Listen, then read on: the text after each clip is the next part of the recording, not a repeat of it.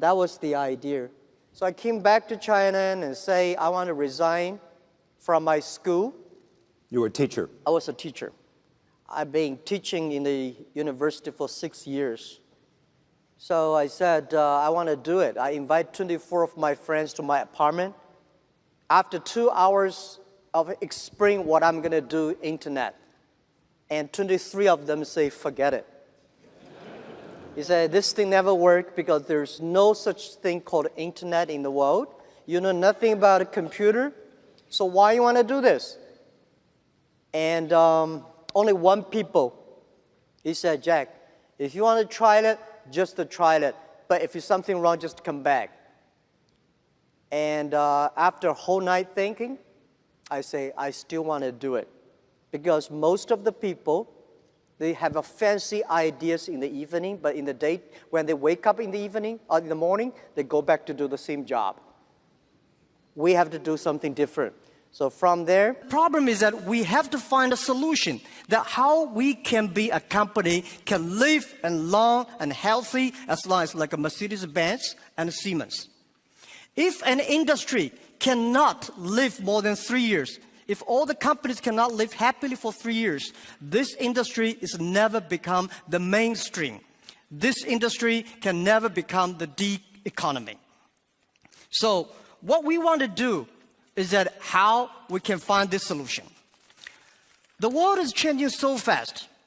Most people don't realize what is IT, what is internet. We are moving very, very fast to data technology. IT technology and data technology, it's not a technology difference. It's the difference of people, the way people think, the way people deal with the world. We don't know what the world will look like in 30 years. And we don't know what the data will look like. But we are sure that the whole world in next 30 years will be changed. If the first and the second innovation and technology revolution relieve or liberate the human strength, the physical strength, this revolution release and liberate the strength of a human brain, the innovation. The future world, we believe, will be connected, not by oil, not by other things, but by data. The future world, the business is C2B, not B2C. C2B is consumer to business, not business to consumer. Because you have a lot of data, because of the data, the manufacturer must do customized things. Otherwise, manufacture will be very difficult. In the future, all the manufacturers, they make the machines. The machines can not only produce the products, the machines must talk. The machine must think. And the machine is not going to be supported by oil, by electricity.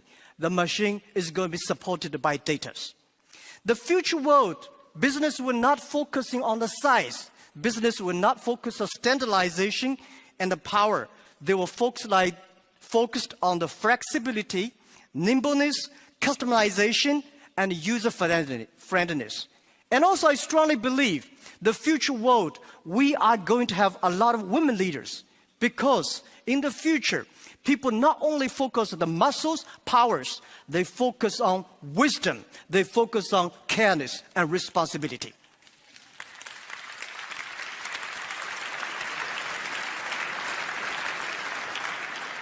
And I think internet must find the missing part. This missing part is how the clicks and the motors can work together. And how we can making sure in the next 30 years, the internet and the clicks and motors can work together. Only where clicks and motors can work together, internet companies can survive, can live happily for next 30 years. And if that day comes, that day we called D economy. And it's not a digital economy, which I called data economy. Everything is going to be changed.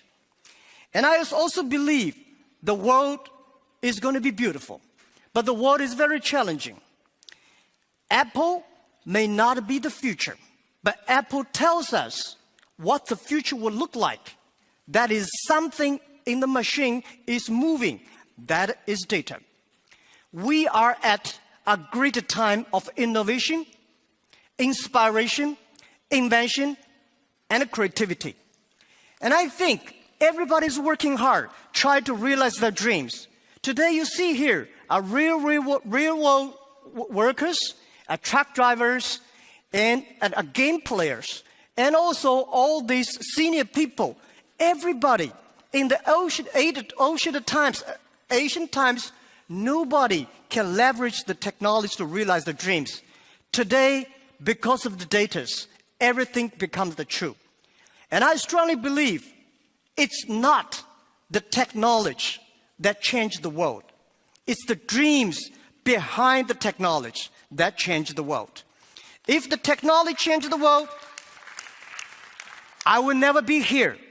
I'm not trained to be I'm not trained to be a technology. I know nothing about a computer, and I know very little about the internet. I have a strong dream that we want to help small business.